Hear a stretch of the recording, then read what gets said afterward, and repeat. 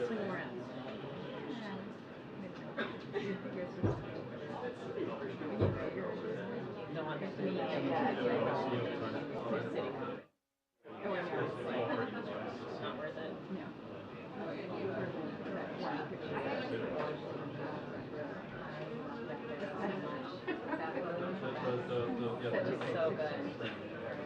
It should happen more frequently.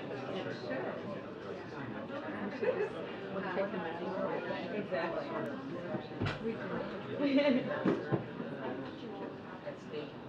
Did you see how Jim was like? Hear you? And then he called me Jared. Yeah. This is the second day in a row he's called me Jared. Jared. There was already a story. Yeah. Will share. I don't know what as in you.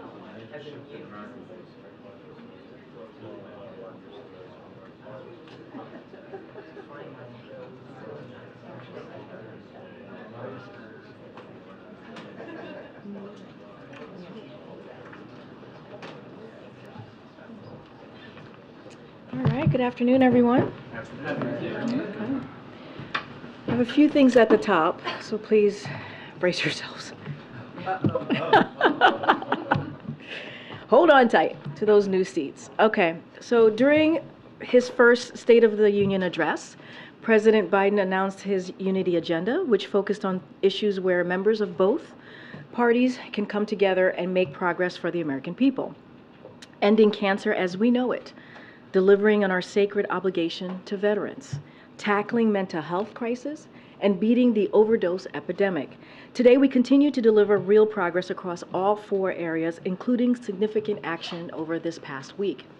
This morning, the President marked a significant milestone in the fight to end cancer as we know it by launching the first program dedicated to driving breakthroughs in the way we treat cancer through the Advanced Research Projects Agency for Health. The VA also announced this morning that toxic exposed veterans are now eligible for breast cancer risk assessments and mammograms, regardless of their age, symptoms, family history, or whether or not they are enrolled in VA healthcare. Additionally, the agency will conduct a scientific review to determine whether there is a relationship between 3 types of cancer conditions and toxic exposure for service members. Another important step to further expand benefits for veterans and their families through the PACT Act.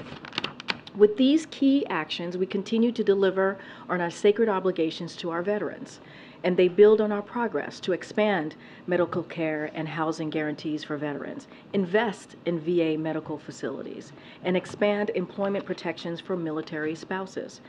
Now, as you all know, the President also announced this week a landmark rule to strengthen mental health parity requirements for more than 150 million Americans.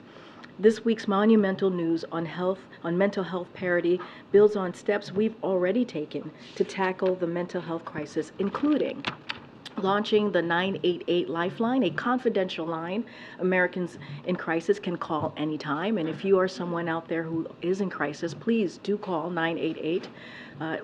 As I just mentioned, this is a federal government program that is there to help all of you, or any one of you. Investing historic resources to remove barriers to care, and making sure service members and veterans can get the mental health care they need. We also recently announced additional steps to address the overdose epidemic and save lives. We introduced a whole-of-government response against the emerging threat of fentanyl, combined with xylazine. Vice President Harris convened attorneys general to discuss state and federal coordination, and we announced additional resources for law enforcement officials working to disrupt drug trafficking. Because of decisive actions that this administration has taken to remove barriers to addiction treatment, expand access to naloxone, and target drug trafficking operations, we have seen a leveling off of overdose deaths for an entire year. It is a hopeful trend we are working to ensure actually continues. Finally, I do want to talk about a recent trip our team took to further address the illicit fentanyl global supply chain. As you all know, the opioid epidemic is a global challenge as well, and we're engaging at high levels with other countries to fight it together. So this week, Homeland Security Advisor Liz Sherwood Randall led a senior delegation to Mexico City to further cooperation with Mexico and Canada on countering illicit fentanyl and arms trafficking. Our three countries are committed to working together to promote the safety and security of our citizens, prosecute drug traffickers, target the supply of the precursor chemicals used for illicit fentanyl production, prevent these drugs from coming across borders, and promote public health services to reduce harm and demand. We also have deepened cooperation with Mexico on the related challenge of southbound arms trafficking. All of these issues, ending cancer as we know it, delivering on our sacred obligation to our veterans, tackling the mental health crisis, and beating the overdose epidemic matters to Americans in both red states and blue states. We are taking meaningful steps to deliver on the President's unity agenda for our nation. Now tonight, as you all know, the President will deliver remarks at the Truman Civil Rights Symposium to commemorate the 75th anniversary of the desegregation of the military and the forward march to redeem the soul of the nation. He'll talk about the courageous action President Truman took to respond to the mistreatment of Black veterans that led to creating the greatest fighting force in history of the world, that is also the most diverse fighting force in the history of the world. And he'll talk about how 75 years after President Truman's courage, today in 2023, a senator from Alabama is blocking more than 300 military nominations with an extreme political agenda. The senator's action and the failure on the part of the 48 Republican senators to do something about it are dangerous. They are harming our military readiness, they're undermining national security, and they're hurting troop morale. And tonight, President Biden is going to make that clear. So I suggest that all of you tune in. Today's GDP report shows Bidenomics at work. After a year recession predictions, we saw the economy grow at a 2.4% rate last quarter, while inflation fell significantly. Business investment increased by nearly 8%, and construction of factories contributed more to growth than it has in 40 years. As you can see from the chart behind me, that's what the President investing in the top down. Allowed and bottom up, not the top down. Unemployment remains below 4%. Inflation has fallen by 2/3. Wages are higher than before the pandemic, and businesses have invested more than $500 billion in clean energy and manufacturing. In short, the President's economic plan is indeed working. And finally, we have some goodbyes today. First, I want to give a shout out to Sebastian Smith, aka Thor. If you guys missed that briefing, you should go back and check it out. Probably one of the most funniest briefing that we've had in the last 2 years. And as well, we want to say a goodbye to Ket Gorgistani as well. Thank you both for your time here with us at the White House Press Briefing Room, and we are very sad to see you all go, and we'll miss you both. Additionally, I wanted to congratulate Ket on your service as the president of the Foreign Press Group, and we're looking forward to working with Richard, who is going to be taking on the responsibilities in the new role. We also want to share another devastating farewell that I want to share on our team. Our very own Abdullah Hassan is leaving us next week, and he's heading to law school. Abdullah deferred law school by a year in order to continue working in the White House, and we are grateful for his dedicated service to the country, to the President, and our press team. I did promise his mom that I would not keep him longer than a year, and I kept my promise to his mother. Hi, Mom. And we are very sad to let him go, and if I could, I would hold him for another year or more, but we do keep our promises here, Mom, we do. Abdullah has had an extraordinarily important portfolio here as our spokesperson as you all know, on immigration, student debt, climate, and more. Abdullah, we know you're going to do great things and amazing things. I think you are going to be a fantastic lawyer because you are a good human and you care about people. So I can't wait to see what you do after law school. And so with that, we are also thrilled to welcome Angelo Fernandez to fill Abdullah's shoes. He comes from DHS, and we hope that you take a minute to say hello to Angelo and also say goodbye to Abdullah. With that, Song Min, the floor is yours. I wanted to ask about the president's reaction to the legal developments yesterday and with the initial plea deal for his son appearing to fall apart. So look, I'm really not going to say anything more than what I shared yesterday. This is a personal matter for Hunter Biden.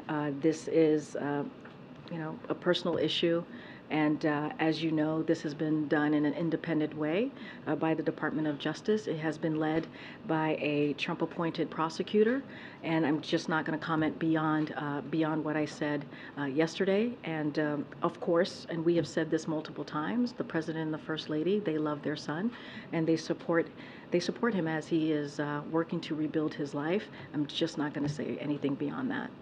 And on Leader McConnell, he mentioned that the president called him yesterday. Can you talk a little bit about that conversation, what the president's message was to Leader McConnell, and whether the president believes he is able to serve considering his medical conditions as the Republican leader? So I'm not going to get into the medical condition of the Republican leader in the Senate. What I can say is the president respects Senator McConnell. There is a lot that they disagree on, but they have found ways to work together to find common ground, and I think that's important for the American people to see, that bipartisanship and how they've been able to work together. Obviously, the president has known the senator for some time now. Like the leader mentioned, the president called him yesterday. I'm just not going to go into details on that conversation. As you know, and we say this often here, we try to keep those conversations private, and so I'm just not going to go into details from here. Thanks, Karine. To follow up on Hunter, is the president concerned that his son's legal challenges will continue to take attention away from the White House now that this plea deal has fallen apart? I'm just not going to speak to the politics of this. I'm not going to speak to characterize any of this for the president. What I can say is that, and I've said this before, this is a personal matter.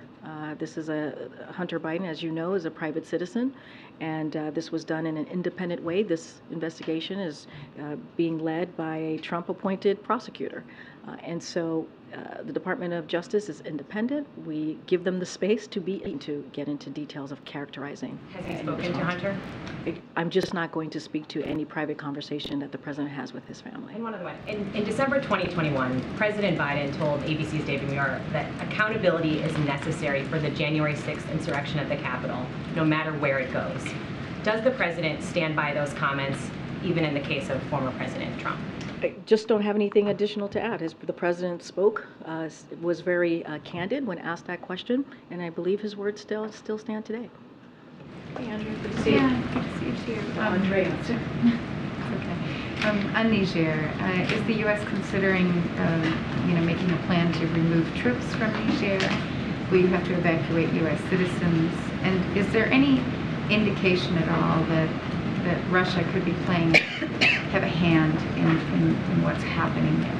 So a couple of things. So the U.S. Embassy released a security alert on July 26, advising U.S. citizens, which was yesterday, as you all know, to limit unnecessary movements and avoid the affected area until further notice as the situation develops. We continue to monitor the situation and will continue to provide information to U.S. citizens in the region through the travel advisories, alerts, and travel.state.gov. We strongly encourage U.S. citizens in Niger to enroll in the Smart Travel Enrollment Program at step.state.gov to receive important emergency information and be careful. Be careful about where they are and what they're doing. We will certainly determine on what is needed as we get further information. To your question about Russia, Putin, I know there's been question about Wagner Group as well.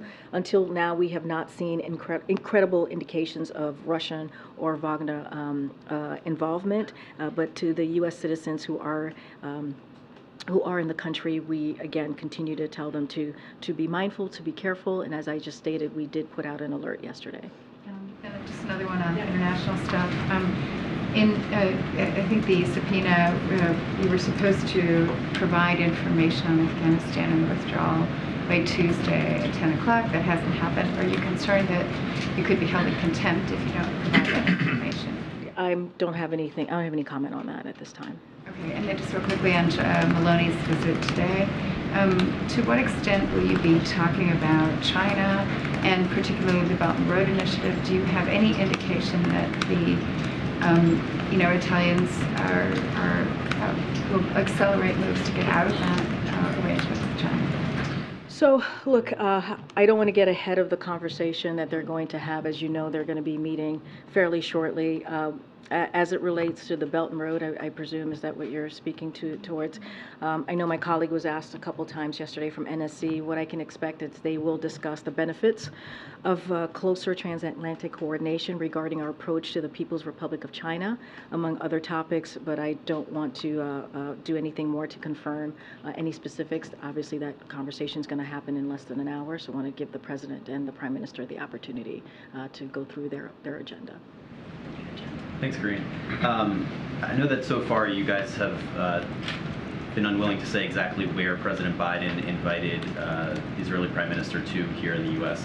Earlier today, Israeli Prime Minister Benjamin Netanyahu said that President Biden, in a phone call, invited him to the White House for this visit later this year. Can you confirm that? What I can say is they both agreed to meet in the United States later this year.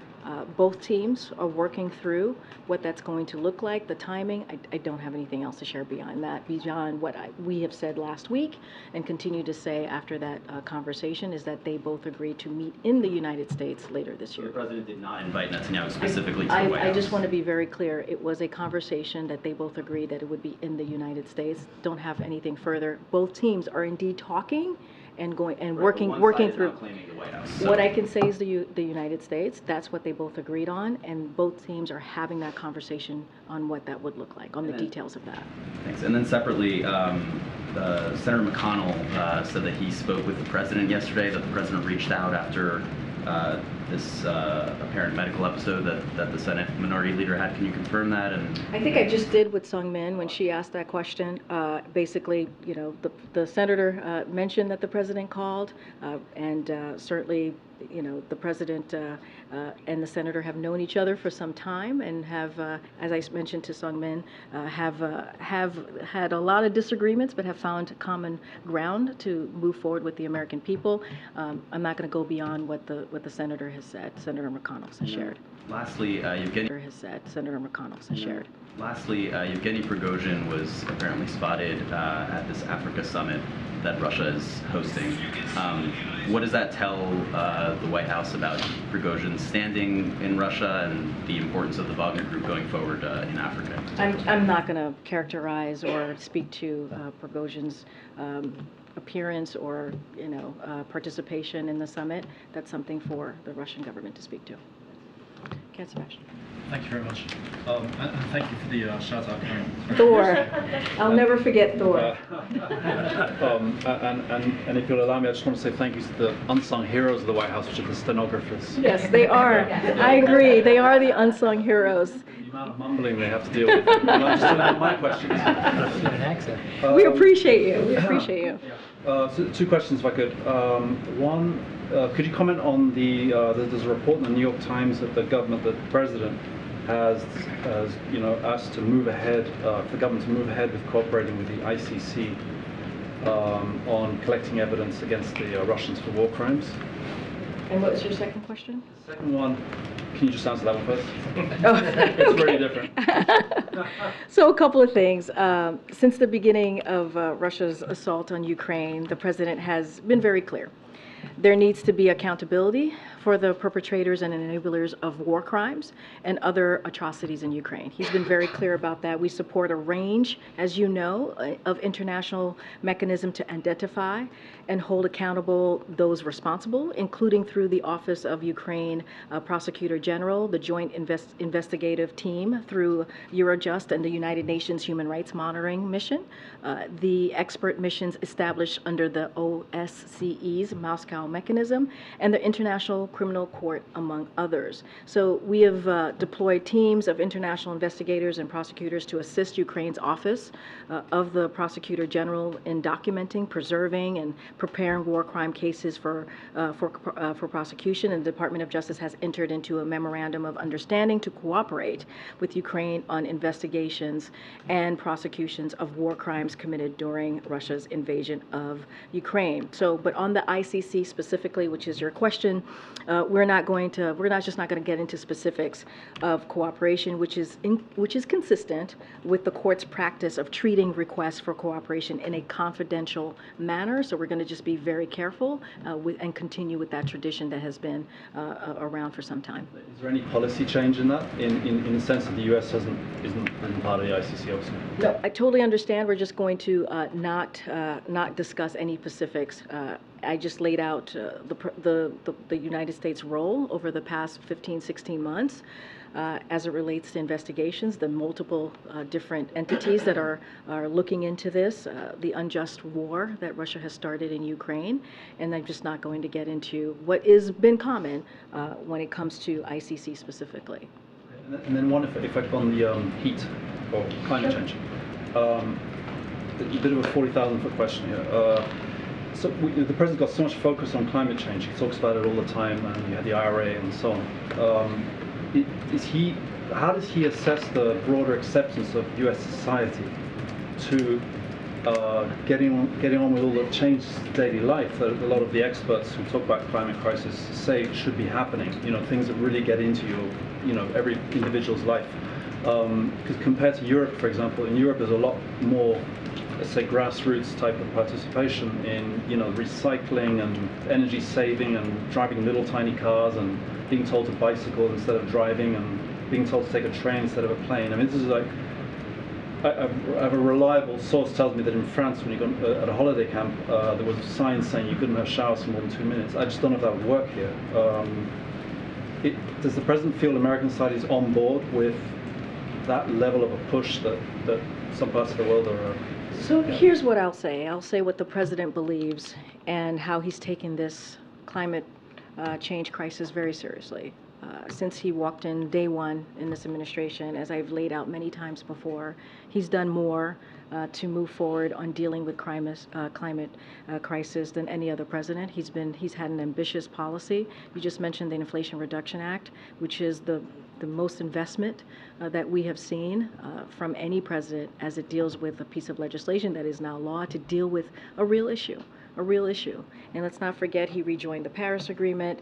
He rallied more than 100 countries to join the global methane pledge to reduce methane emissions. So he's been a leader as well globally on this issue, and he's going to continue to do that. I mean, he just talked about, as you mentioned, the extreme heat and how climate is very real. Climate change is very real, and how we have to take serious steps to continue to deal with this issue. Look what's going on across the country. And so, it is an issue that he takes very seriously. It is an issue that we see, if you look at polling, that Americans are taking very seriously, especially young people. And so, look, the president's going to continue to be a leader. I can't speak to every American here, but I can speak to what the president is going to continue to do. You talked about small cars, right? When you think about electric vehicles and what the president is going to be able to do with the bipartisan infrastructure law and also the Inflation Reduction Act on electric vehicles across the country, making sure that it's available to people at a discounted rate, right? Making sure that it is the wave of the future. And so he's making investments there. So this is an important issue. We see climate change, especially this summer, as it relates to extreme weather. And so we're going to continue to move forward in dealing with climate change here. Thanks, Karine. Just to follow up on Sebastian's question. So, today's measures were aimed at explicitly helping Americans to adapt to extreme heat and mitigate the harm it causes. I guess another way to ask is, should Americans expect this to be the new normal in terms of? I mean, I'm not an expert in climate change, so I can't speak to it, what it's going to look like. But we know climate change exists, right? We know that there is a real problem here, and we know the president understands that we have to be ambitious with our policies as we move forward as a country and globally. I just listed out how the president has been a leader globally on this issue. So look, climate change is a problem. It's here.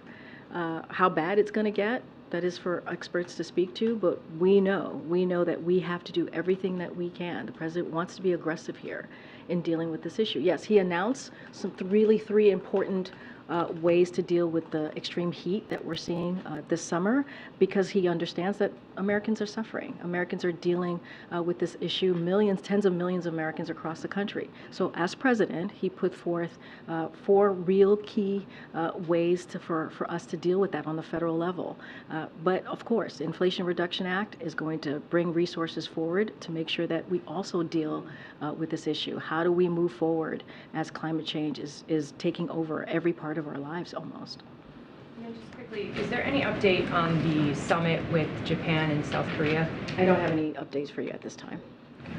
Just a question about Niger. The U.S. Embassy has received reports about the borders and airports currently being closed, and commercial flights to and from Niamey have apparently been suspended until August 5th.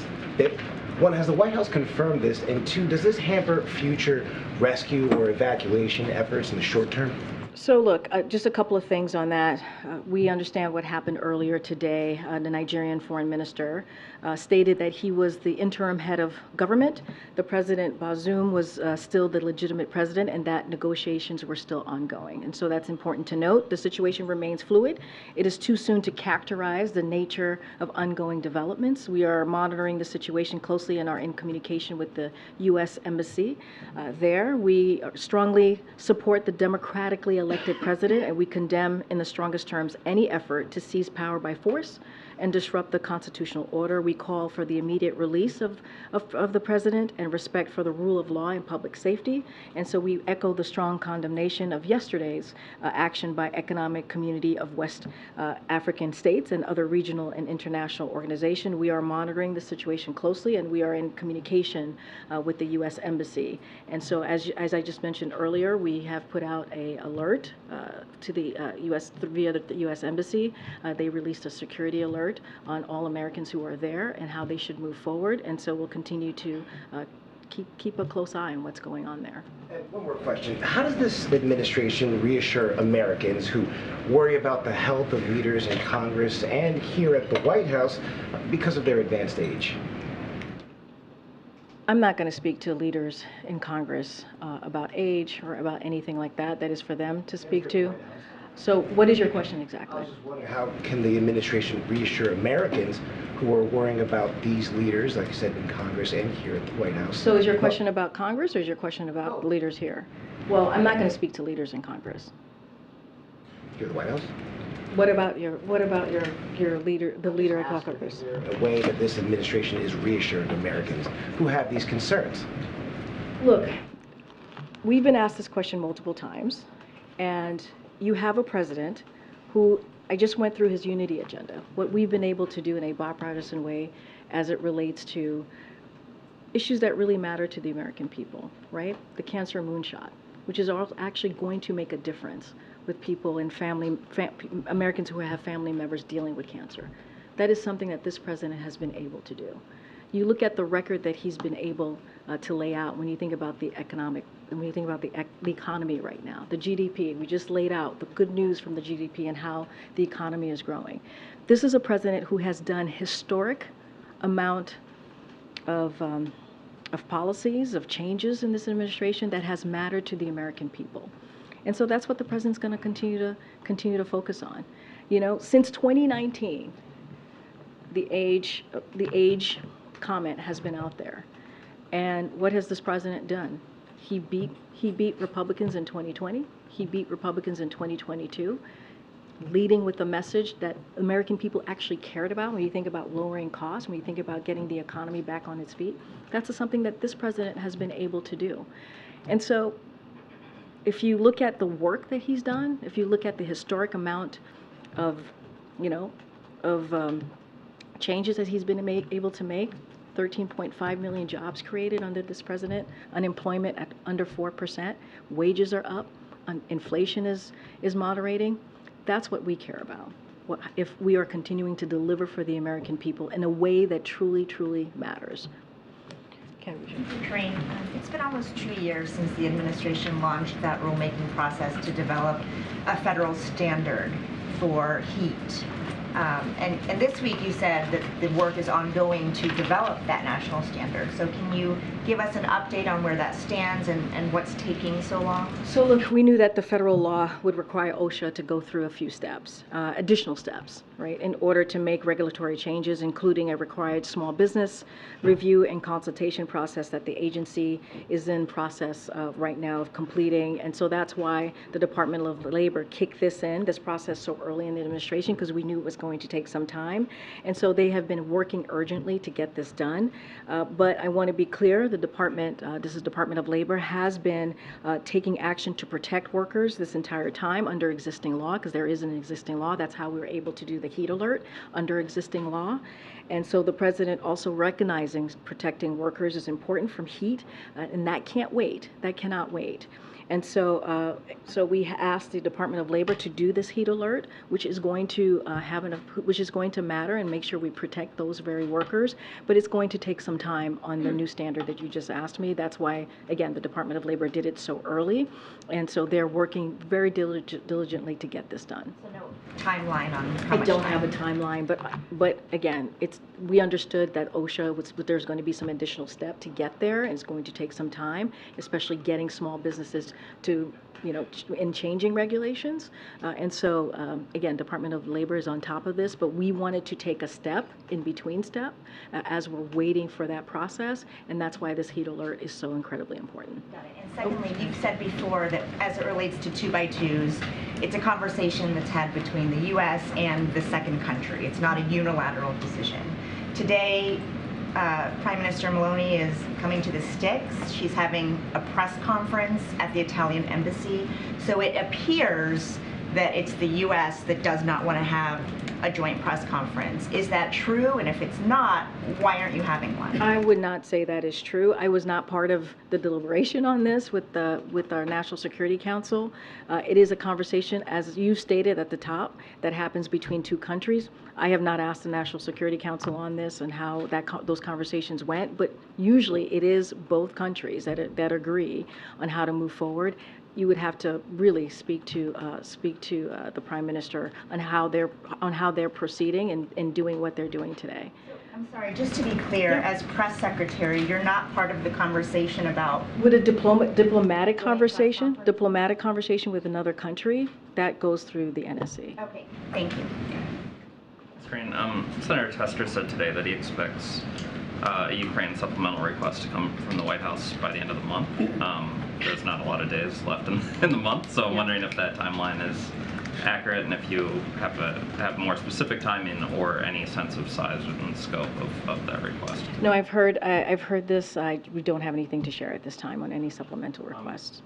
Kim Jong-un today met with Russia's defense minister. It was one of his first meetings with a foreign dignitary since the pandemic. He showed off some of his ballistic missiles that violate international law. I'm wondering if you have any reaction to this meeting and if it has raised concerns, whether about Russia or North Korea. Don't have any comments about their meeting. We have always said that we leave the two countries to speak for themselves about any conversations that they have. We've been very clear about North Korea and their ballistic missiles. We've always been very clear about that. The lines, we are ready to have conversations with them. With Russia, we've been very clear about their aggressive war on Ukraine, and we've certainly have been very clear about that. And you've seen that in the alliance, the NATO alliance being stronger than it's ever been before. You've seen this leadership of this president globally. You've seen how he's brought in our partners, not just our allies. allies in making sure that we stand behind Ukraine as they're fighting this unjust war. I'm not going to speak to that meeting. And just one closer to home. Congressman Comer, Delegate Holmes Norton have introduced legislation, bipartisan legislation, obviously, that would turn the RFK site back over to the D.C. government and allow for possible construction of a new stadium and additional, building on that site. The president has waded into D.C. politics a few times over the last couple months, so yes, I know you guys have reminded me of that many times. I'm wondering if he is supportive of this bill. I have not talked to the president about this or at the Office of Leg Affairs, so don't have anything to share on that at this time. Go ahead. As you know, Congress is about to go out of session for several weeks. Won't be returning again until beginning and middle of September. What would the president like to see Congress do before it wraps up, possibly very late tonight or maybe tomorrow? So look, more broadly, and I've stated this many times before, when it comes to bipartisanship and working with Congress in a way that we deliver for the American people, of course, that's always the priority for the president. We've been able to do that. The president has signed I believe more than 400 bills that were bipartisan, and many of them have been historic, that have helped the American people. I don't have a list of bills in the last, less than 24 hours before Congress goes off to a recess. But our focus is always going to be on what we can do to make the lives of Americans better, give them a little bit more breathing room, making sure that no one gets left behind, and that shows in what we've been doing the last 2 years, and we'd like to continue to do that. Thanks. Karine, there's a report in the New York Times that the president's considering the possibility of a mutual security pact with Saudi Arabia that would involve Saudi Arabia normalizing relations with Israel. Is this something that's under consideration, and how are human rights considerations being weighed on? So don't have anything to share on that particular reporting that you're referencing. I mean, as the president has said multiple times, anytime he meets with a leader, human rights is always something that he doesn't shy away from and speaks to, whether it's a friend or someone or any head of state. I just don't have anything to that reporting that you're reading out to me at this time. There is precedent for a joint press conference when they come to the White House. That's happened under President Obama, President Trump. Is there something different here with this particular prime minister? No, nothing different here. Again, when we do these bilateral visits, it's usually between, there's a diplomatic conversation that happens with our folks here and the visiting country, and a decision is made on if there is a 2+2 or how that country wants to move forward in communicating with the press. I just don't have anything. For you. Would you be able to tell us at a later date why there isn't one, or are you saying that we need to go and ask the Italian officials why there's no press conference? I was asked, they're doing their own press conference. She's going to the sticks. You can ask them why they chose that path. Not every head of state that comes here does it that way. They decide to do it differently themselves. What I can speak to is that we do have a conversation with that visiting head of state, and a decision is made. It is not made unilaterally, and the decision was to not go that route, and I leave it there. Okay. If you could, just to follow up on that, will you circle back to us, because I know our briefings will be limited with the president going out of town, tomorrow the president traveling. If you could circle back to confirm as our conduit, just to be clear, if the White House offered the opportunity to the Italian Prime Minister for a 2-2 or for a press conference to take place, and similarly while you're at it, if you could ask about all the other ones that have come previously, because there's been a lot of foreign leaders who have now come to the sticks, which many of us in the room in the past have not had that experience before, certainly not on a 100+ degree heat index day. I forgot about the weather. That's a good point. So as our conduit, if you would find out those answers, and also what the White House, what the official policy is on those matters, and why it has changed over this administration versus years past. I'll leave that to you to circle back to us on. But let me ask you about Vladimir Putin, and he's now pledged to provide free grain products to at least 6 African nations right now, nations that we're not going to be able to receive that because the Russians are blocking the Ukrainians from providing that grain to those countries. Vladimir Putin is saying that this is a function of Western hypocrisy. trying to get the U.S.'s response to that, how the U.S. will proceed in this situation most broadly. Just really quickly, just to reiterate on your first question, it is not done unilaterally. This is a conversation that happens, a diplomatic conversation that happens with both teams, right? With the visiting country and also. That's why I just wanted to know if you could ask if I know. we offered them the No, opportunity. I heard. Which would mean they said no. No, Yeah. I heard your question. I heard you. I'm just saying that it is not done unilaterally. So, but I hear your question, and as you said, I am the conduit, and happy to circle back. I haven't said that word. Okay, Vladimir Putin. So first, the Russia's unilateral withdrawal from the Black Sea grain initiative, as you know, which had been instrumental in reducing world food prices, as well as Russia's attacks on Ukraine's grain shortage and transportation infrastructure, have caused, as you know, significant volatility in grain and food prices. The Black Sea initiative had resulted in more than 32 million tons of grain being exported to world markets. Russia's actions to take such a significant amount of food products off the world markets will exacerbate hunger in some of the hardest hit areas of the world, including Africa. So while we would welcome any actual contributions to alleviate global food insecurity, or to paraphrase what UN Secretary General Guterres said just moments ago, and I quote, "A handful of donation to some countries cannot replace the millions and millions of tons of grain export that help stabilize food prices around the world." And I also add, despite Russia's rhetoric, they actually invest very little in Africa, accounting for a mere 1% of the foreign direct investment that goes to the continent. And as Secretary Blinken noted, and he said this earlier today, they also contribute about 0.02% of the budget of the World Food Program. So as far as have we considered the onus is on Russia to show that it isn't an empty promise, if that is exactly what they're going to do. After all, they began the Russia-Africa summit with significantly diminished influence as a result of their actions, as we have seen, and more than half of the countries who had attended the previous summit are not attending this one, and so we'll see. Hey, we go back to the first question of the briefing. I know you said not a lot's changed since yesterday and that it's a personal matter, but from a presidential perspective, is there any possibility that the president would end up pardoning his son? No. Well, is there? I just said no. I just answered. Go ahead.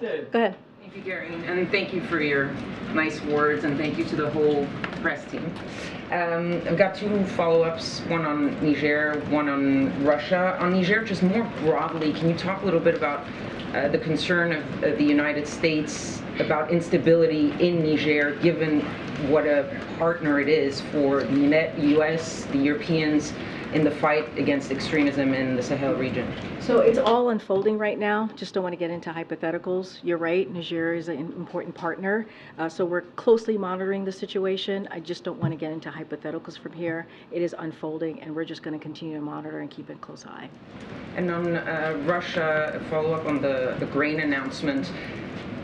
When you look at the 6 countries that Vladimir Putin chose, among them there's Mali, Burkina Faso, Zimbabwe, Eritrea. These are mostly, I think 5 of the 6 were ones that refused to vote against Russia in their UN resolution. How do you interpret that move by Vladimir Putin? Is it a sign of strength with the African continent, a sign of weakness?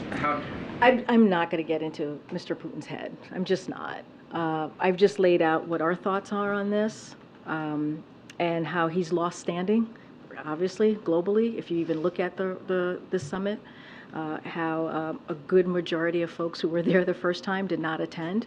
I'm just not going to get into characterizing why he did this, the direction that he wanted to take this is just not for me to do. Thanks, Karine, and thanks, Abdullah, for your help over the years. So my question, the House Judiciary Chairman, Jim Jordan, tweeted out a series of internal Facebook emails today showing that influence in the White House to remove some posts the administration didn't like. It's been about 3 weeks since the judge restricted access from certain agencies communicating with social media. How much is the White House now working with social media companies to remove concern posts or things they don't want? So what I can say is, honestly, on this, because it's an ongoing case, I would refer you to the Department of Justice on this and the status of this case. As you know, we're going to be very careful here about speaking about this. So I will just let them deal with this. Is the White House still communicating with social media companies? So look, as I've repeated many times from here, we have promoted responsible actions to protect public health, safety, and security when confronted by challenges like a deadly pandemic and foreign attacks on our elections. And we have consistently made clear that we believe social media companies have a critical responsibility to take account of the effects of their platforms that they have on the American people while making independent decisions about the content of their platforms. That continues to be the case. That has not changed on what we believe here, but there's a specific case ongoing, and so I would refer to the Department of Justice. And on the GDP statement today, over the 2.4% growth of the GDP, it said, the president said that he's touting real wages are higher than pre-pandemic. Real wages are up 0.4% in the last 30 months, and that's less than 1% increase over the past 2.5 years. It doesn't really help folks buy food. So what do you say to those people who are seeing their wages not pay for as much food as much? Just to be very clear, we are accounting for inflation when we say wages are at 1.2% higher, and then they were last year, which was at 0.7% higher than before the pandemic. So that is indeed something that we're accounting for. And so, there is a strong job market that exists. The inflation, as you know, has been easing for 12 months straight in a row, 12 months in a row. And so wages are rising, and there's even more low and middle wage workers, which is also important as we look at the data, as we look at the direction this economy is going. And that's helping us catch up from decades of widening wages that we have seen. Thank you, Karine. There are new reports about back channel talks, negotiations between the U.S. and Russia, supposedly conducted by former U.S. officials. Are you aware of any such regular contacts, and is there any involvement on the U.S. government's part in those negotiations? I'm not going to get into reporting on conversations outside of the government, and I'm certainly not going to get into diplomatic conversations that we may be having with Russia. That's not something that I'm going to do from here. Hey, great. The tax matter that had Hunter Biden in court in Wilmington yesterday, it had criminal information saying that he hadn't paid 1.2 to about 1.5 million in taxes owed. So my question is, number one, I know the president doesn't talk to him, you said, about his business, but was he aware at the time that he wasn't filing his returns in a timely fashion? And also, did he ever advise him to pay? Because Hunter testified in court that 1 year he was sober when he didn't file. So did they ever discuss the tax situation? I'm not going to get into the specific of the case. Does he think in light of I've answered this question over and over again. Nothing has changed from the statement that I made yesterday. Nothing's going to change from the few times that I've gotten this question in the briefing room. We're not going to comment on this. This is an independent investigation that is being led by a Trump-appointed prosecutor, that is being led by clearly the Department of Justice, right? The prosecutors I just mentioned, and we're just not going to comment on this. You mentioned DOJ. Does he have any concerns that the deal prosecutors put together fell apart and couldn't make it by a judge? We're not going to comment on specifics of the case. Thank you, Karine. Just want to ask you if you could to preview tomorrow's trip to Maine, what's going to be accomplished, or what you hope will be accomplished, and also why was Maine chosen for this event? So he's going to visit a manufacturing facility, which I think is important, right? As we're talking about bringing manufacturing back to the country and creating jobs, good paying jobs. And so he'll discuss how Bidenomics is revitalizing the American manufacturing and bringing investments, like I said, and jobs back to communities. Big investments that many communities have never seen before. as it relates to jobs and as it relates to making sure that we're making things in America again. And so he will announce new actions promoting domestic manufacturing of new technologies in America. And as you know, we've announced more than $1.5 billion in investments in Maine infrastructure, including $570 million for funding for high-speed internet. And so public investment from this president's legislative accomplishments are helping to revitalize local legacy industries like textiles. So that's what he's going to be doing tomorrow. It is going to be his first time in Maine. Like the president said, he's a president for everyone. And so we're excited to go there. He's excited to be there to make this announcement and critical, important announcement to not just the constituents of Maine, the American people of Maine, but also to the country. Separately, you suggested reaching out to the Italian embassy as it relates to why there is no press conference today, no joint press conference. No, that's not what I said. Why they are proceeding to move in the direction that they are moving. I did. I reached out to them during the briefing, and what they said was, we didn't insist, knowing that you would not accept. Is that accurate? What you I have say? no idea. I mean, you're asking me to comment on something that they said. I haven't even spoken to the team yet, so I can't comment on what you're reporting right now. I have to talk to the team. What I can say, it's not a unilateral decision. It's a conversation that happens with the visiting country. Don't have anything more to share on that. As they are proceeding with the way that they want to communicate, that's on them to speak to. That's not on us to speak to. Is there any reason, just to tie this up, is there any reason why it would be rejected, that idea of a joint press conference would be rejected? Like I said, it's not a unilateral decision. It is a conversation that we have with the other country. So I can't speak to specifics on that. Go ahead, Brian. Thanks, Karine. 2.5 questions, and thanks to all the colleagues and all the members of the staff that are leaving. I want to get all that in. As for climate change, I just want to drill down a bit on that. In Lithuania, the president said that it is the greatest existential threat that we face, and the window is closing. Since then, there's been no meaningful legislation introduced in Congress. During the congressional break, will the president be working with his allies in Congress to up the legislation to address climate change? Inflation Reduction Act. That was I mean, but we can't poo-poo that. That was an incredibly important piece of legislation that we are currently implementing. Look, the Inflation Reduction Act is going to make a real significant investment as we're talking about climate change. We have never seen that type of piece of legislation before under any administration. So that is important. That is critical. Of course, the president is always going to take steps to move forward as he sees the climate crisis, the climate change as a crisis, as he said from the beginning of this administration. And so, of course, we're always going to look on ways. But he has had the most ambitious policy, not just legislation, but also policies as well. Well, I just wondered if he was working on additional legislation. But we're always looking on ways, and we've already have had ambitious policies to deal with climate crisis. Second one, I just want to drill down a little bit on the Hunter Biden thing. And I think this will cut to, I'm not going to ask you to speak to anything other than this administration.